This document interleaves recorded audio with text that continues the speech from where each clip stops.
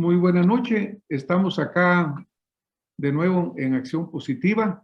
Gracias por estarnos acompañando en esta nueva edición, en la cual a través de Radio Infinita 100.1, a través de los canales de televisión, a través de Facebook, es decir, de todos los medios y redes sociales, estamos buscando seguir contribuyendo con Guatemala en la forma que consideramos que es lo más eficiente y lo más positivo, abriendo el espacio para que distinguidos invitados, conocedores de los diferentes temas, nos puedan expresar, nos puedan dar sus opiniones, sus ideas, para que usted como ciudadano consciente, que es el verdadero fundamento de esta democracia, pueda analizarlos, pueda decidir por usted mismo qué es lo que considera que es más conveniente. Hoy vamos a tocar otro tema que ha sido muy interesante, que está mucho en los medios actualmente y que tiene pues obviamente impactos importantes en la vida pública de Guatemala. Estoy tocando el tema de la reforma a la ley de ONGs. Este es un decreto, el decreto 4/2020, el cual pues fue publicado en el diario de Centroamérica, como estamos viendo acá.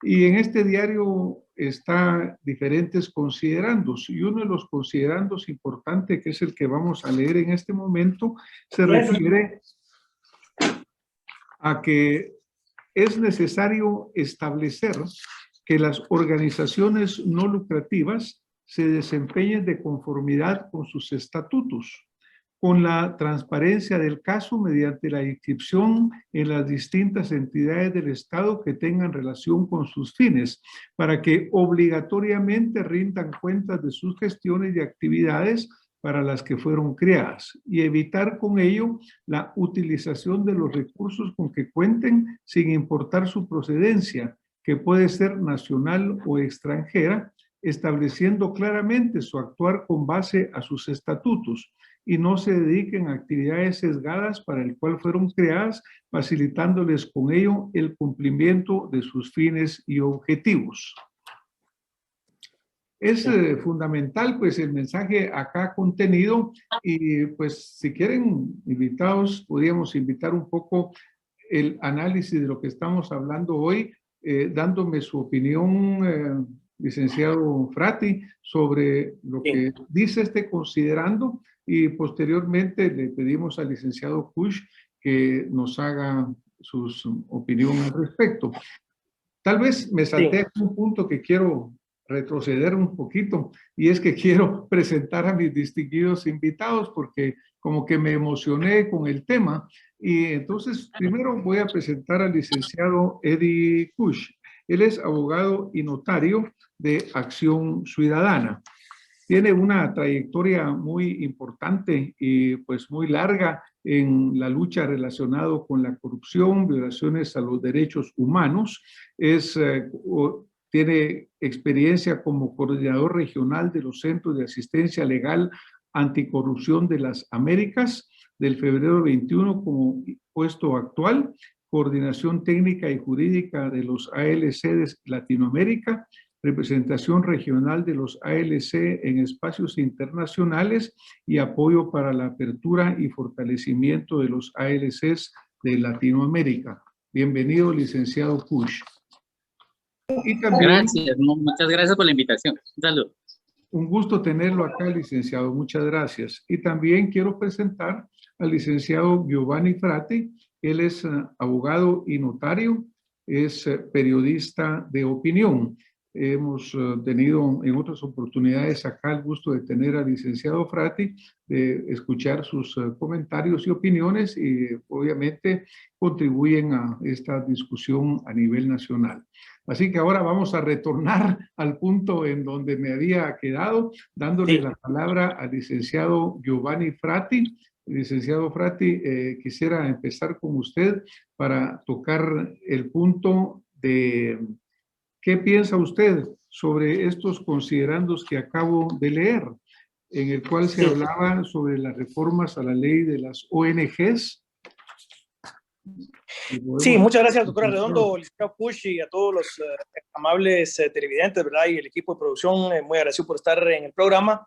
Es una ley, ¿verdad, doctor?, que como se esperaba, causa mucho resquemor, digamos, en algunas áreas de la opinión pública guatemalteca, porque como platicábamos un poco, estamos hablando de una verdadera industria, ¿verdad, doctor? Estamos hablando, por ejemplo, hoy Prensa Libre, o ayer me parece, publicó que este grupo anómalo, le llamo yo, de embajadores llamado G13, que cuando estaba, por ejemplo, el embajador Todd Robinson de Estados Unidos en Guatemala, creían que era totalmente legítimo y válido ingresar a decir quién tenía que ser la Corte de Constitucionalidad, quién tenía que ser el fiscal general de la Nación, qué magistrados debían ser electos, qué ministros tenían que ser dispuestos a los puestos de gobierno, lo cual es una violación flagrante de la Convención de Viena.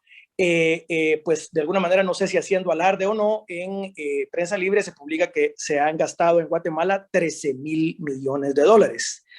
13,000 millones de dólares, doctor, es una cifra tan increíble que estamos hablando de más de 100,000 millones de quetzales.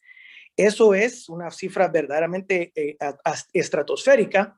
Y, por ejemplo, como podemos ver ahí en esa información, también en resarcimientos en Guatemala por temas del conflicto armado interno se han pagado del 2000 al 2018 más de 2,800 millones de quetzales. Entonces, doctor, no estamos hablando, digamos, de organizaciones pobres o pequeñas digamos, minúsculas, sino estamos hablando de verdaderos millonarios. Entonces, como muy bien se hacía referencia en el derecho público internacional guatemalteco, en el derecho interno, usted, yo, el licenciado Kush y cualquier otro guatemalteco le tendríamos que rendir cuentas a la SAT, por ejemplo, de nuestros ingresos para pagar nuestros impuestos. Los políticos le tienen que rendir cuentas a la Contraloría General de Cuentas y a las distintas entidades de control, como por ejemplo la IBE, cuando tiene que ver con depósitos bancarios, o a la Auditoría Electoral del Tribunal Supremo Electoral. Entonces, es solo lógico y racional que un país democrático y soberano como Guatemala haga lo que hacen otros países soberanos y democráticos, como por ejemplo lo hace Estados Unidos. Usted en Estados Unidos no puede ir a hablar con ningún congresista y ningún senador si primero no se registra como un lobista registrado según las leyes de los Estados Unidos, y tiene que registrarse ante el Ministerio de Relaciones Exteriores, que en Estados Unidos, como sabemos, es el State Department. Entonces, no es cierto, por ejemplo, mucha desinformación que se ha dicho en estos días, que la ley lo que quiere es que nadie se registre, que la ley lo que quiere es impedir que hayan ONGs. De ninguna manera. Lo que la ley quiere es fiscalizar el dinero de las ONGs. Y entonces, con esta nueva ley, se tendrán que inscribir en el Ministerio de Relaciones Exteriores, en la Contraloría, en la SAT y en el Ministerio de Gobernación, y pues habrá toda una serie de normativas y rendición de cuentas que tendrá que hacerse. ¿Por qué? Porque se ha visto en Guatemala, especialmente, por ejemplo, los finqueros que están invadidos, que hay grupos campesinos o algunos grupos de extrema izquierda, algunos, no estoy diciendo que todos, pero sí algunos, que con ese dinero de ONGs fomentan la invasión de fincas, fomentan el bloqueo de carreteras, fomentan el litigio malicioso para parar inversiones en el país. Entonces, si estamos en un Estado de Derecho, ¿verdad, doctor?, donde empresas, ciudadanos y políticos tienen que rendir cuentas, yo estoy totalmente de acuerdo con que también las ONGs rindan cuentas, porque imagínese usted, doctor, si esa cifra de Prensa Libre y del G13 es verídica, y no tengo yo por qué dudar que no lo sea, si en los últimos 20 años en Guatemala, dicen ellos, se han invertido 13,000 millones de dólares, estamos hablando que para este momento debería verse en algún lugar en donde está ese dinero. Ya tendríamos que tener, creo yo, carreteras de primer mundo o clínicas de salud de primer mundo, o digamos otro tipo de país, ¿verdad? Pero lamentablemente también creo yo que hay que revisar si es cierto que ese dinero se ha invertido como dicen las ONGs locales que se invierte, porque también creo yo que hay mucho de mentira y mucho de, digamos, fabricarle a los donantes que se hace una cosa o se hace otra, porque como usted comprenderá, doctor, una presentación de PowerPoint aguanta con todo. Entonces, creo que es muy saludable. Creo que el gobierno de Guatemala tiene derecho a ejercer su soberanía en ese sentido, y si los afectados por el tema de transparencia no están de acuerdo, obviamente pues estará el recurso de reposición, el recurso de revocatoria, el contencioso administrativo, el amparo e inclusive la inconstitucionalidad para oponerse a la acción fiscalizadora del gobierno o inclusive a este decreto legislativo. Muchísimas gracias, licenciado Prati. Licenciado Eddie Kusch, pues obviamente el licenciado Prati ha tocado muchos puntos importantes y muchos puntos pues que nos van a mantener muy ocupados durante esta entrevista. Licenciado Kusch, ¿qué opina usted de lo que acaba de mencionar en sus diferentes puntos el licenciado Prati? Gracias. Pues yo creo que le voy a dar por primera vez la razón al licenciado Prati, la verdad. Es cierto, el tema de la transparencia es muy importante y para las organizaciones no gubernamentales es trascendental, tanto como para el Estado, como para cualquier persona o cualquier ciudadano, pues tiene que rendir cuentas, pero especialmente los funcionarios públicos. Y en este caso, las reformas a la ley de ONGs plantean procedimientos de transparencia. Y es cierto, lo que no se dice es que ya se aplican. Digamos, las organizaciones no gubernamentales pagamos impuestos y somos fiscalizados por la SAT, por ejemplo. También por la IBE misma. Digamos, tenemos que mandar reportes, tenemos mecanismos de cumplimiento, incluso mecanismos internacionales de cumplimiento que se aplican a organizaciones que tienen redes internacionales. Entonces, el tema de transparencia, digamos, no es nuevo. Lo que preocupa es ese discurso en el que se trata de divulgar a las organizaciones no gubernamentales la solución de los problemas. Digamos, cuánto se ha invertido en las organizaciones, pero realmente cuánto ha invertido el Estado. El año pasado en el presupuesto nacional se invirtieron 130,000 millones de quetzales. ¿Cuánto de eso llegó a la gente? Entonces, esa es la pregunta, ¿verdad? Pero yo creo que acá la excusa o el discurso es decir que tenemos miedo a ser fiscalizados. La verdad es que no, porque ya lo somos, rendimos cuentas. Lo que preocupa acá es la discrecionalidad política que se genera, tal como el gobierno de Venezuela, tal como el gobierno de Nicaragua está limitando las libertades de asociación, llegando incluso a cerrar asociaciones y posteriormente, no digamos que está pasando en El Salvador, incluso que hasta las empresas están siendo amenazadas de cerrarse por un control o un sobrecontrol del Estado en este tipo de derechos de libertad de asociación que toca la asociación tanto mercantil como también la asociación no lucrativa. Ahí es donde la preocupación sí es muy fuerte, porque con un criterio político más que de fiscalización, se pretende cerrar de forma discrecional a las organizaciones. Dentro de las reformas no se establece claramente un procedimiento para garantizar el derecho de defensa de las organizaciones frente a una decisión discrecional por parte del Ministerio de Gobernación. Y es cierto, se va a generar un reglamento o las reformas así lo establecen en 30 días de que entren en vigencia, pero todavía no lo conocemos. Hay un concepto ahí que se utiliza para el tema de las reformas, que es utilizar el concepto del orden público, pero no se establece cuando una organización está en contra del orden público, ¿va? Porque ahí es ese creo que es el problema mayúsculo de las reformas, y orden público, pues, nos vamos a remitir a la ley del orden público. Realmente, incluso nuestra ley es muy vieja, pues es de los años 60, la ley de orden público se ha aplicado, pero realmente no se puede establecer, digamos, cómo una organización puede ser cancelada si vulnera el orden público. Ahora, en lo que sí le doy la razón es que obviamente no todas las organizaciones no son buenas, pues hay organizaciones que incluso pueden ser acusadas de cualquier tipo de circunstancia ilegal, pero ellas tienen que responder ante los tribunales de justicia, tienen que responder ante cualquier instancia que las fiscalice. Y en eso estoy de acuerdo. Digamos, si una organización empieza a traficar armas, obviamente ya está vulnerando un tema legal. Si una organización está lavando dinero, pues ahí ahí sí, pero ya existen los controles. Entonces, ¿qué tipo de controles realmente? Esa es la pregunta que se debe plantear. ¿Está planteando esta reforma?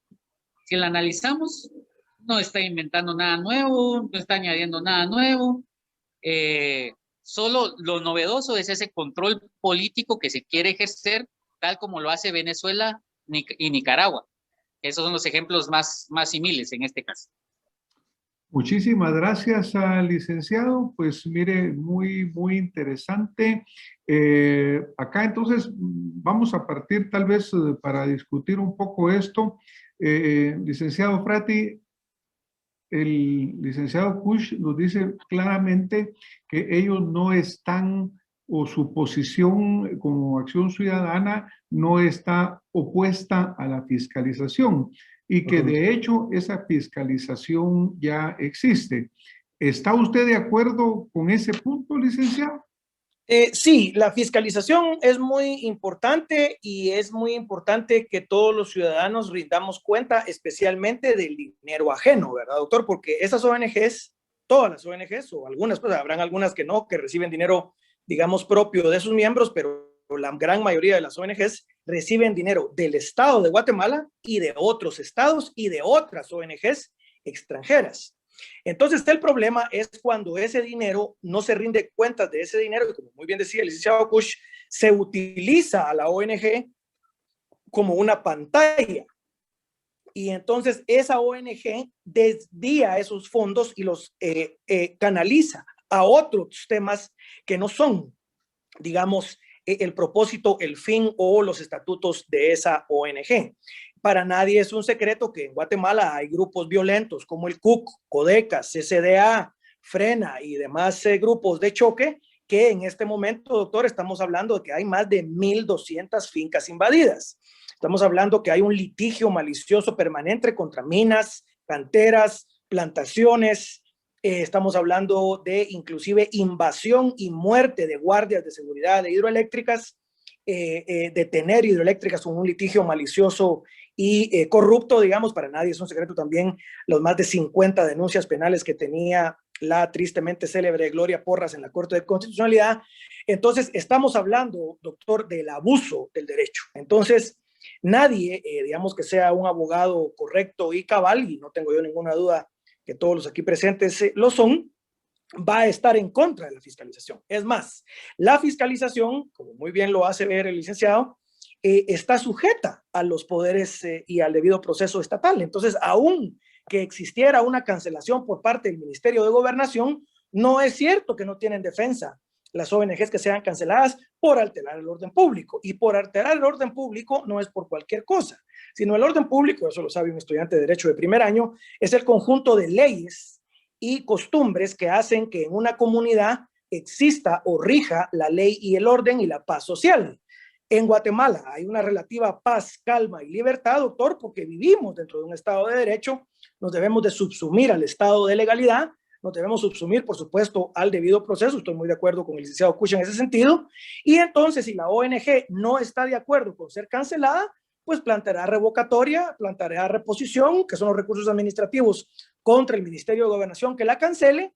Si no gana esos dos recursos administrativos, seguramente se irá a los tribunales de la vía común a plantear el contencioso administrativo, y si considera en su litigio contra la cancelación que cabe, podrá plantear el amparo o inclusive la inconstitucionalidad en caso concreto, o incluso la inconstitucionalidad de carácter general contra la reforma, que estoy seguro ya se está escribiendo por alguna ONG en el país. Entonces, estamos hablando, ¿verdad, doctor?, de libre juego de ideas, pero también estamos hablando de un Estado soberano como Guatemala que tiene derecho a defenderse, porque como muy bien lo admite el licenciado Kusch, no todas las ONG son iguales.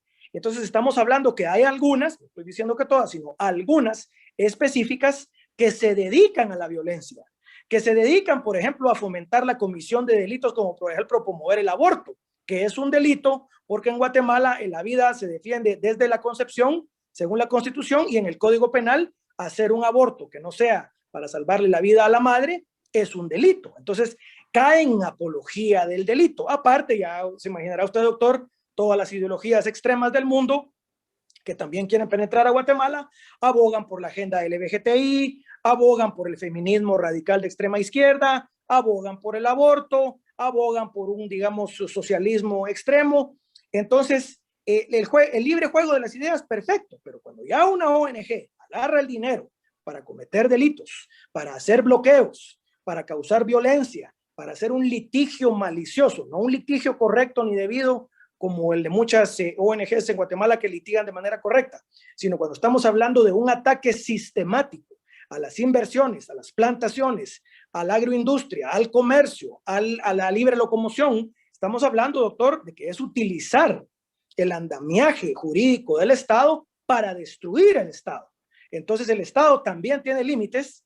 Yo estoy como jurista y estoy seguro que mi colega estará completamente de acuerdo conmigo. Está la limitación del debido proceso, está la limitación del proceso administrativo, está la limitación del proceso contencioso administrativo, está la limitación del amparo, está la limitación de la inconstitucionalidad. Todos esos recursos le asisten a cualquier ONG que se quiera oponer de cualquier manera a la acción fiscalizadora del Estado, a la cancelación de su licencia por parte del Estado, etcétera, etcétera. Lo que sí no podemos es no tener la facultad de detener a una ONG que esté cometiendo delitos. Eso sí, debe ser pronto y debe ser ágil y obviamente con la garantía del debido proceso. Muchísimas gracias, licenciado Frati. Voy de nuevo con el licenciado Eddie Kusch.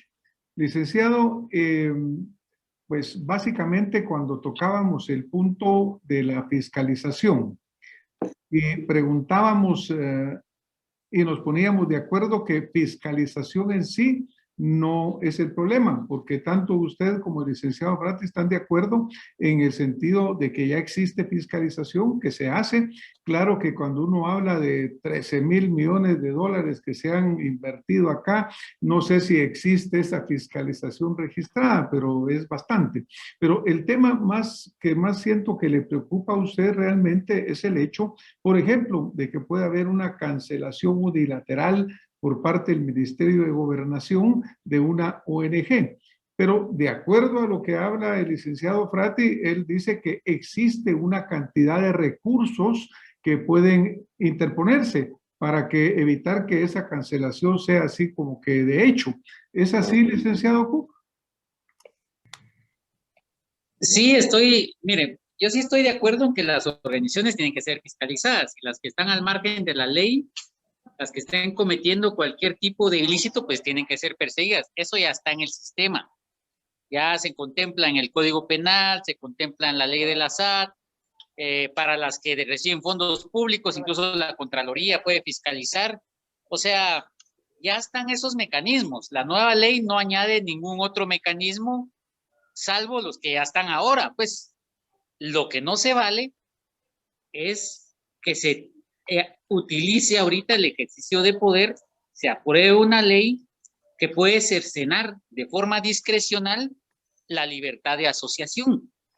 Eso es el peligro, digamos, solo régimen o algún régimen ya autoritario puede autorizar ese tipo de leyes. Y ahí está el límite, porque realmente es cierto, puede haber una cantidad de X de recursos que se hayan invertido en las organizaciones. No sé si todas han cumplido con sus objetivos, quizá algunas no han llegado al fondo, digamos, a administrar los fondos como debiese, y el último beneficiario, pues al final es la población en el caso de las organizaciones no gubernamentales, pero esos son recursos privados. Es decir, una donación que yo pueda recibir de una fundación, por ejemplo, privada, se me ocurre, por ejemplo, ahorita Fundesa, otra fundación, digamos, que incluso pueda crear el sector privado que financie a una ONG, digamos, de qué forma puede ser fiscalizada y cancelada esa organización por recibir ese tipo de apoyos. Y recordemos que los apoyos que da la cooperación internacional también son impuestos de otras personas, digamos, ya sea el gobierno de los Estados Unidos o cualquier otro gobierno. Ese es dinero de contribuyentes de otro país que realmente por ese compromiso que tienen con el país, pues han dado ese apoyo, y no solamente a las organizaciones no gubernamentales, sino también al mismo Estado. Entonces ahora, con un discurso aparente de soberanía, pero que en el fondo transmite un tema de impunidad realmente en el que no quisieran o quisieran cerrar los ojos y que no existiera todo el mundo, pero eso no puede ser, digamos, estamos en un mundo en el que se relacionan las grandes potencias pues, con países en vías de desarrollo como Guatemala, y la verdad es que necesitamos el apoyo. Hay muchas organizaciones no gubernamentales que están apoyando a nivel de educación, a nivel de alimentación, y que llegan a donde el Estado no llega. Y que se criminalice esa actividad, la verdad es que es injusto, porque golpea a las personas pobres, golpea a las personas de las comunidades indígenas que realmente necesitan esos apoyos y que lamentablemente el Estado no cumple con esa misión. Y entonces ahora se viene con una ley que no plantea cuestiones de fiscalización novedosas, sino que solo plantea un mecanismo de cancelación discrecional con el aparente discurso de transparencia. No, o sea, eso es lo que no se vale. Es injusto. Y por lo tanto, también el derecho de defensa que se plantea es porque se plantea desde una norma. Entonces, ¿cuál es el derecho de defensa que yo tengo? Es plantear nuestro amparo. Y nosotros planteamos un amparo cuando se aprobó la reforma a principios de 2020. Y nosotros sí sabemos que la vía para ese proceso era la vía concreta para defender nuestros derechos fundamentales y el de todas las asociaciones es el amparo, porque no hay ámbito que no sea susceptible del amparo y sirve para las amenazas, resoluciones, actos o leyes que puedan vulnerar derechos fundamentales. Eso está en el artículo 8 de la ley de amparo. Entonces, es la vía correcta. Lo que sucede es que viene ahora la Corte de Constitucionalidad en un día que tiene dos resoluciones contrarias y que quien sufre realmente es la certeza jurídica, porque en unos casos da con lugar amparos, en otros casos da con lugar inconstitucionalidades y en otros casos no da con lugar los amparos por cuestiones ya realmente discrecionales, que ya son cuestiones más políticas. Y ese es el problema, la influencia política en las decisiones de la justicia. Y tratar de justificar eso me parece realmente inmoral. Muchas gracias, licenciado Kusch. En realidad voy a poner acá este comunicado de prensa de la Corte de Constitucionalidad que se refiere al amparo que ustedes pusieron, en el cual pues la Corte de Constitucionalidad resolvió que la vigencia de ese decreto amenazaba la violación de derechos humanos, por lo que suspendía el acto de aprobación de ese decreto legislativo 4/2020 y de la reforma de la ley de organizaciones no gubernamentales.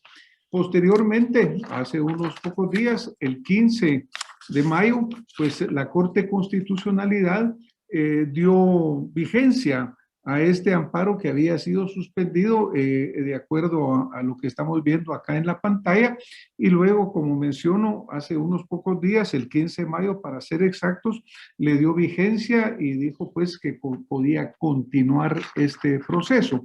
La Corte de Constitucionalidad varió de un punto al otro y ahora sí le dio vigencia.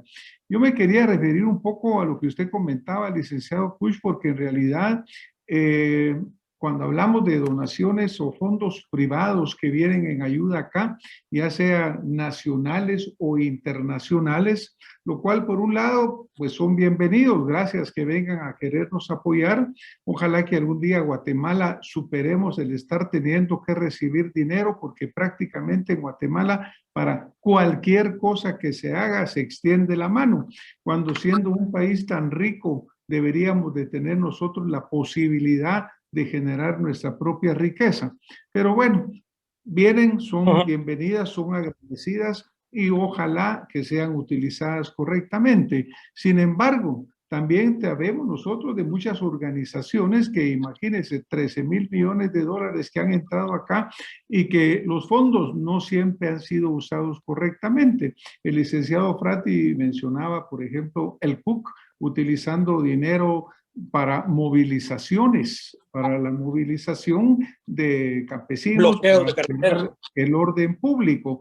Y parte de la ley menciona la alteración del orden público, porque cuando los fondos se utilizan para eso, pues obviamente son fondos anómalos.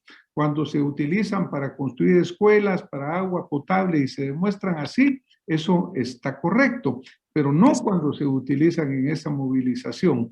Yo creo que entonces esa fiscalización para evitar una posible malversación de fondos que vayan, en vez de estar destinados al propósito fundamental, vayan a estar alterados a lo que no, es correcta, licenciado Kusch.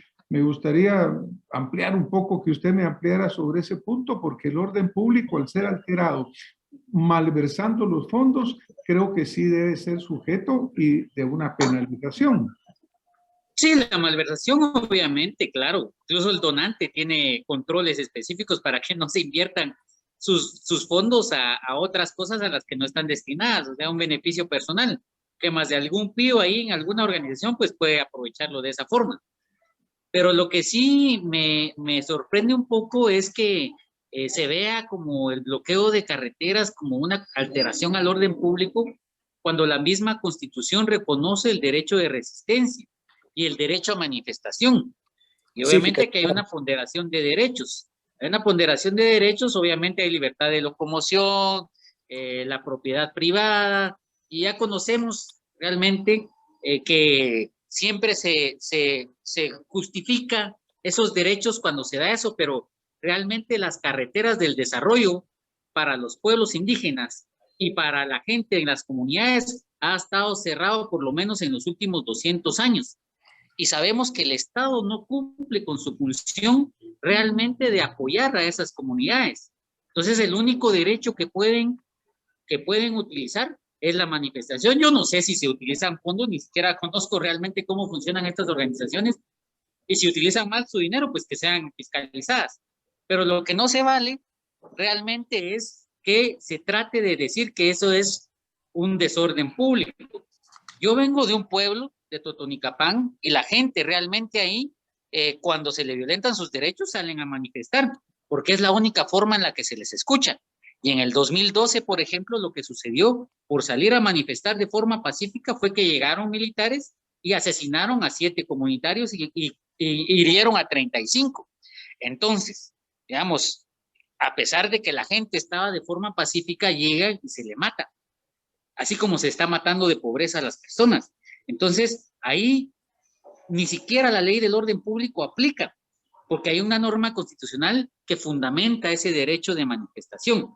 Ahora, que se pretenda criminalizar ese derecho de manifestación, ya es una cuestión de extremo autoritario, que solo gobiernos como Venezuela o Nicaragua pueden hacerlo desde la izquierda, y aquí posiblemente desde otro ámbito, pero es que no estamos hablando ni siquiera de ideologías, estamos hablando de desarrollo, subdesarrollo, de libertades, de derechos que todos tenemos, que todos quisiéramos. Eso es lo único que se está pidiendo. Muchas gracias, licenciado. Mire, yo creo muy importante lo que usted menciona, y obviamente es un tema que nos da para muchísima conversación. Yo estoy de acuerdo con usted con que existe el derecho a la resistencia, que existe el derecho a la libre expresión. Y obviamente, pues cuando no se oye, yo creo que el pueblo debe de expresarse, pero también existe el debido proceso para ello, porque así como existe el derecho a la resistencia, también existe el derecho de la gente que está transitando a la libre locomoción. Y cuando una manifestación viene e interrumpe el paso de gente que va a trabajar o que va en una emergencia, yo creo que ambos lados ahí, particularmente el lado que está bloqueando un camino en una forma no legal, por así decirlo, también está violando la ley. Licenciado Frati, por favor, ¿qué opina usted de este punto? Sí, es muy curioso, ¿verdad, doctor? Que cuando se pide fiscalización, inmediatamente se va en contra de la fiscalización, y entonces empezamos ya con argumentos de corte ideológico, ¿verdad? Que los 200 años, que la pobreza. Yo inclusive podría decir que mucha de la causa de la pobreza extrema del país es esas ONGs específicas, no todas, repito, no estoy hablando de todas las ONGs, estoy hablando de las ONGs que causan violencia, que causan bloqueos, que causan invasiones de fincas, que queman hidroeléctricas, que queman plantaciones, que talan ilegalmente bosques, que talan palma africana, que talan bosques de hule, que invaden fincas, que destruyen fincas. Eso no está garantizado en ninguna ley de Guatemala. Ningún derecho de protesta pacífica y sin armas garantiza el bloquear una carretera, porque eso es un acto de violencia. Inclusive hay delitos, como es, por ejemplo, el bloqueo extorsivo del tránsito, que están tipificados precisamente porque le destruyen la vida a los más pobres, no solo a los comerciantes del área y a los comerciantes a nivel nacional, sino a todos los guatemaltecos. Crean filas de 2, 3, 10, 20 kilómetros para ambos lados, y eso no es derecho de resistencia pacífica ni es libertad de expresión. Eso es causar delitos, delitos de daños, delitos de lesiones graves, lesiones leves, etcétera. Por ejemplo, en ese caso que menciona el licenciado, inclusive un grupo, no estoy diciendo que todos, pero un grupo de esos manifestantes violentos querían quemar un camión del ejército y matar a una mujer soldado y al chofer de un camión del ejército vivos, pegándole fuego a un camión del ejército. Entonces hay niveles, ¿verdad, doctor? Y yo creo que cualquier abogado, no importa en qué posición estemos, vamos a estar de acuerdo en que la libertad de locomoción es fundamental, así como también garantizar el derecho de protesta pacífica y sin armas, porque no está garantizado cualquier derecho. Y la resistencia es pacífica y sin armas, según lo dice la propia Constitución. Por otro lado, no es el amparo la forma en que uno alega una inconstitucionalidad de una ley. Para alegar la inconstitucionalidad de un artículo de una ley está el recurso de inconstitucionalidad, ya sea total o parcial, y uno debe demostrar específicamente cuál es la inconstitucionalidad, y estoy seguro habrán litigios en contra de ese o varios artículos de esta reforma de ley. Pero lo que sí no podemos, doctora Redondo, es, como precisamente país globalizado que somos, dejarnos que con dinero de ONGs nos invadan las fincas, nos bloqueen las carreteras, nos destruyan las hidroeléctricas, nos destruyan las plantaciones, nos destruyan la economía, porque eso ni Estados Unidos, ni Francia, ni Holanda, ni el G13, ni Rusia, ni China, ni nadie en el mundo lo tolera. Porque un país civilizado tiene que tener, primero, soberanía. Segundo, una manera legal y legítima de ejercer esa soberanía, que es a través de la fuerza pública legítima del Estado. Tercero, a través de sus tribunales de justicia.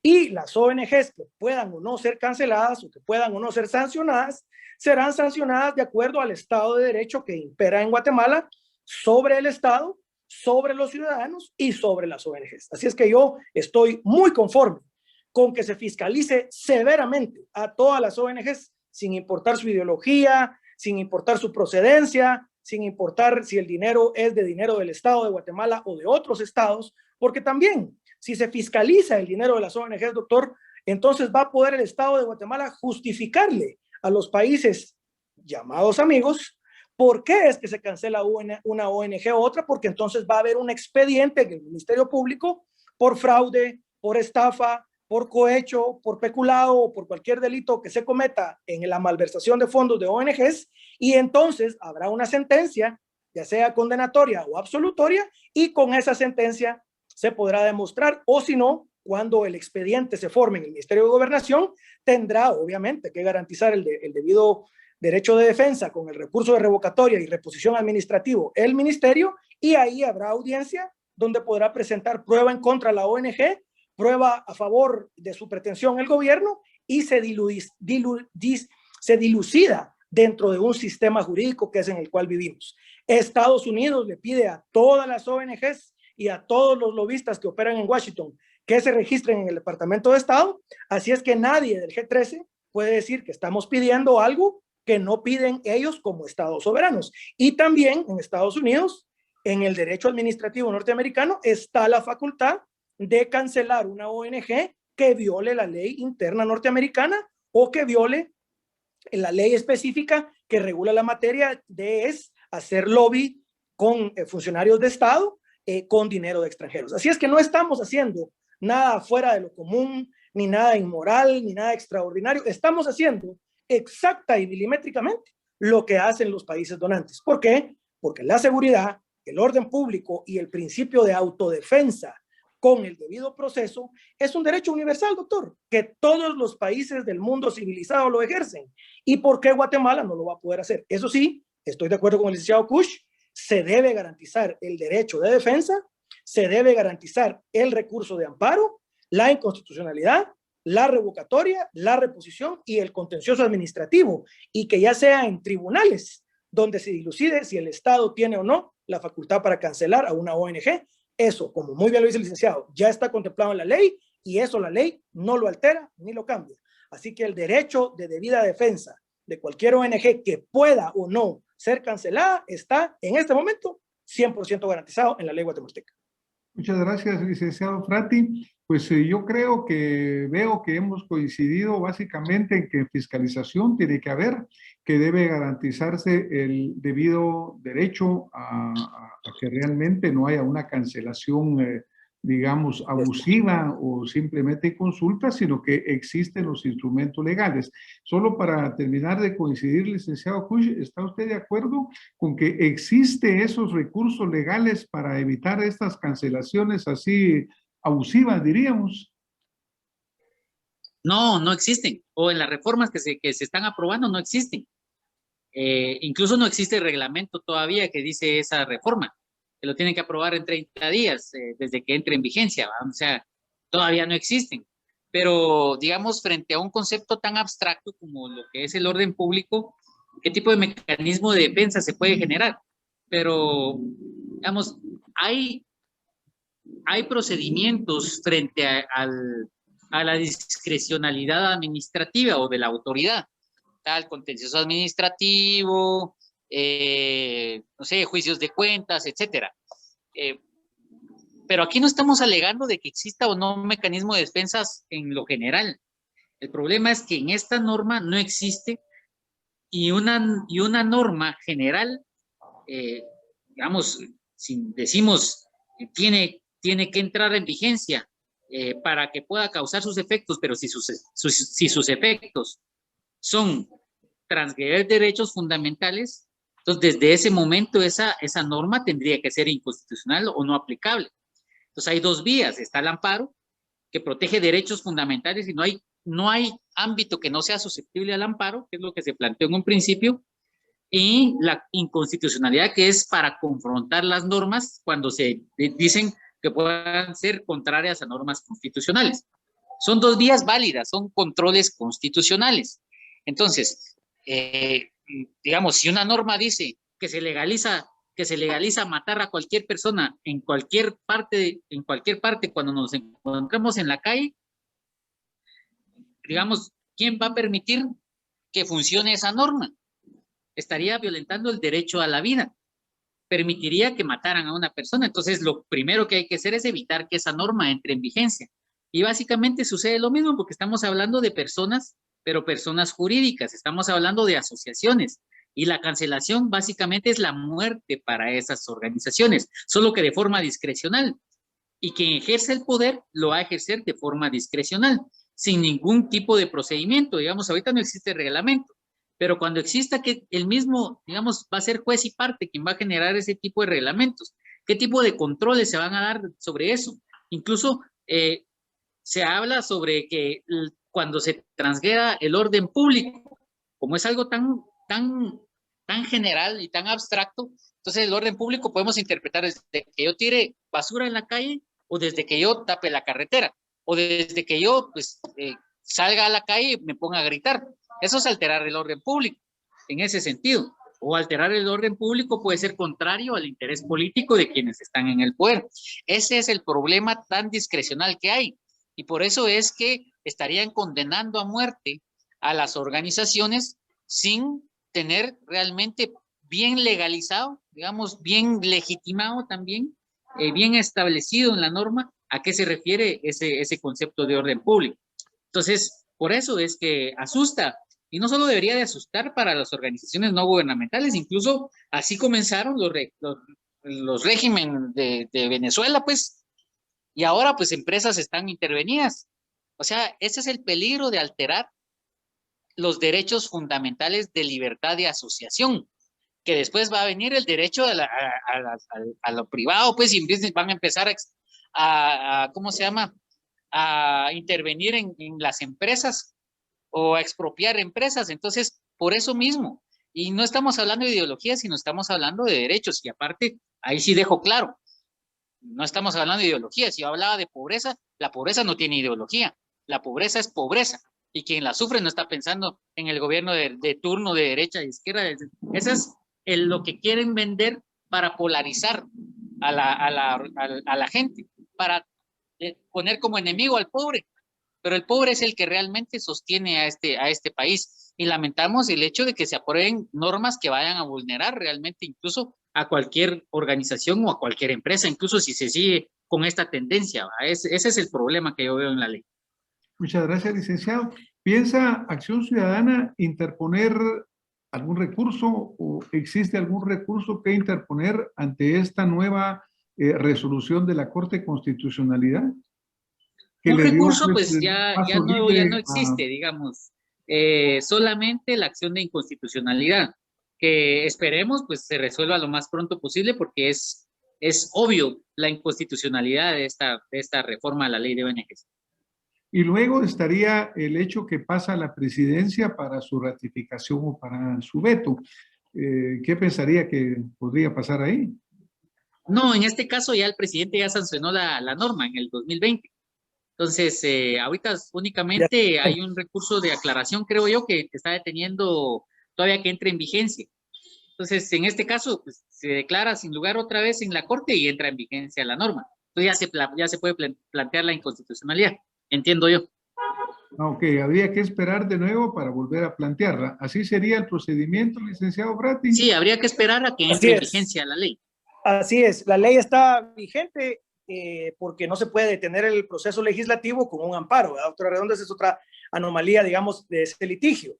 El litigio es correcto, digamos, el que no esté de acuerdo puede interponer inconstitucionalidad de carácter específico contra uno o varios artículos o de carácter general contra toda la ley o toda la reforma, pero no es el amparo, en mi criterio, la vía para detener el proceso legislativo. La Corte de Constitucionalidad, gracias a Dios, ya terminó la tiranía de Gloria Porras, Mata Vela y Bonegre Mejía, ya no hay una dictadura de gente que abusó por más de una década del poder de la Corte de Constitucionalidad.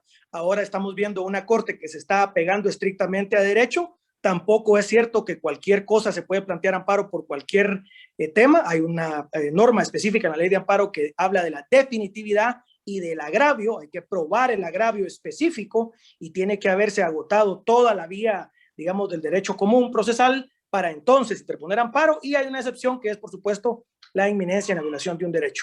No podemos tampoco, ¿verdad, doctor?, hablar de hipotéticos. Yo no puedo decir esta norma puede violar derechos si no lo ha violado.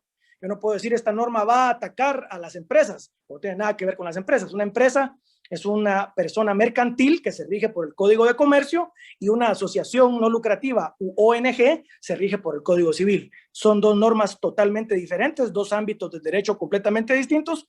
Y me parece a mí que especular sobre el futuro, sobre qué va a pasar, aquí lo que hay que ver es la vigencia de esta ley. Y también el concepto del orden público es un concepto muy claro, está definido tanto en la ley de organismo judicial como en la doctrina y en la ley de orden público. El orden público es el conjunto de normas y costumbres que rigen a una sociedad para preservar la paz social. Básicamente es el Estado de Derecho, ¿va, doctor? Entonces aquí tenemos que acatar el Estado de Derecho, acatar las normas, y si nos sentimos vulnerados en nuestros derechos, accionar con la revocatoria, la reposición, y si está vigente la ley es la ley del organismo ejecutivo, y en esa ley del organismo, del organismo ejecutivo se puede plantear reposición, revocatoria, y aparte está la ley de lo contencioso administrativo, donde se puede plantear en el ámbito común, ante un tribunal, una oposición legal a lo que ha hecho un ministerio o un ministro. Así es que no es cierto que no hay derecho de defensa. El derecho administrativo, el derecho común y el derecho constitucional de amparo e inconstitucionalidad siguen vigentes, y cualquier abogado que demuestre el agravio específico y que demuestre la inconstitucionalidad específica puede ir a litigarlo. Los tribunales están abiertos 24/7. Muchísimas gracias, licenciado Fratti. Licenciado Kusch, ya estamos llegando cerca del final de este programa. No sé si usted quisiera hacer algún comentario a los comentarios que nos acaba de ofrecer el licenciado Fratti. Bueno, ya para terminar, creo yo, es clara la norma, digamos, o las reformas. Lo que se pretende es tener un control político por sobre las organizaciones. Es decir, esas organizaciones que son incómodas para el ejercicio de poder, político y el que está detrás del poder político para poder ejercer y defender derechos. Digamos, denunciar corrupción ahora resulta en criminalización, en la cancelación de las organizaciones. Eso es lo que plantea esa reforma y lamentamos mucho que sea así porque es un grave retroceso a la democracia. El solo hecho de existir ya se plantea como que si las organizaciones fueran el enemigo, así como cuando en los años 70, 80, una persona solo por existir era asesinada. Entonces, en ese sentido, es lo que plantea este tipo de normas. Y solo, digamos, de lo poco que conozco, que también soy joven, no viví tampoco en el conflicto armado, pero conozco conozco de ejemplos como Bolivia, como Venezuela, como Nicaragua, en donde se cercena el derecho de asociación. Entonces, lamentablemente, es una restricción bien fuerte y esperemos que la Corte recapacite cuando se planteen las inconstitucionalidades, porque si la misma Corte dio esa vía, pues entendemos y obviamente respetamos las resoluciones, las obedecemos y vamos a plantear una inconstitucionalidad cuando entre en vigencia, y lo que pretendemos es que se garanticen los derechos constitucionales, porque al final, si no, simplemente estamos sometidos ante el ejercicio de poder que ya excede las leyes. Entonces ya es un poder politizado totalmente y lamentablemente afecta libertades y derechos.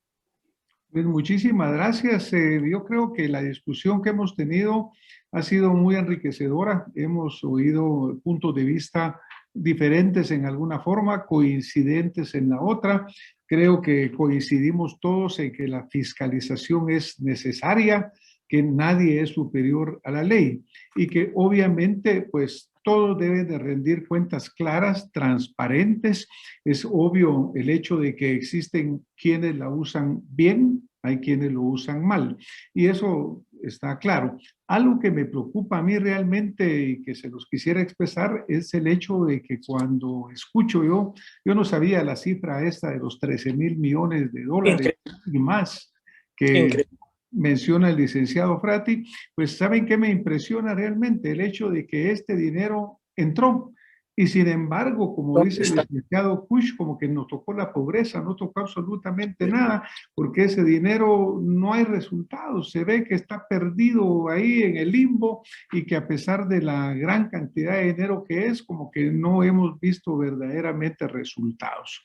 Obviamente la ayuda ha sido generosa, probablemente no ha sido usada tan bien como quisiéramos, y pues si continúa, lo mejor es que sea en una forma clara, transparente, límpida y rindiendo todas las cuentas que sean necesarias. Le voy a dar un medio minuto a cada uno de los distinguidos invitados para que por favor pues haga su conclusión, se despide de nuestra audiencia y agradeciéndole su participación. Licenciado Frati, 30 segundos, por favor.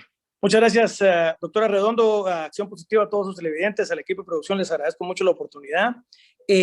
Como he dicho anteriormente, todos los ciudadanos estamos bajo el imperio de la ley, todos los ciudadanos, especialmente los que recibimos dinero ajeno, tenemos que rendir cuentas de ese dinero. Todos los ciudadanos tenemos que rendir cuentas del dinero de los extranjeros que entra a Guatemala y lamentablemente muchos de esos miles de millones de quetzales se han malversado, se han malgastado, se han gastado de una manera irresponsable, han servido para atacar a Guatemala, y muchas de las causas de la pobreza de Guatemala es porque hay ONGs violentas, no todas, algunas ONGs que son violentas y criminales o hasta criminales, que deben ser investigadas por el Ministerio Público, deben ser investigadas por la IBE, por la Contraloría, por el Ministerio de Gobernación y por el Ministerio de Exteriores, que son las 4 entidades que según esta ley tienen jurisdicción para investigar: Contraloría, CGN, Contraloría General de Cuentas de la Nación, Ministerio de Gobernación, la IBE de la Superintendencia de Bancos y también la SAT. Y entonces se debe, si hay delitos, investigarlos y perseguirlos, y si no hay delitos, pues obviamente no se puede hacer nada ahí. Así es que ojalá y se cumpla el Estado de Derecho, ojalá y se persiga con la ley en la mano a los que cometen delitos y a los que cumplen con su función correctamente, que yo estoy seguro es la inmensa mayoría de guatemaltecos e inclusive extranjeros en Guatemala, que sigan adelante, eso sí, respetando la soberanía, el orden público y la división de poderes en Guatemala. Muchísimas gracias, licenciado Frati. Licenciado Kush, quisiera usted dirigir unas últimas palabras a nuestra audiencia. 30 segundos, por favor. Gracias.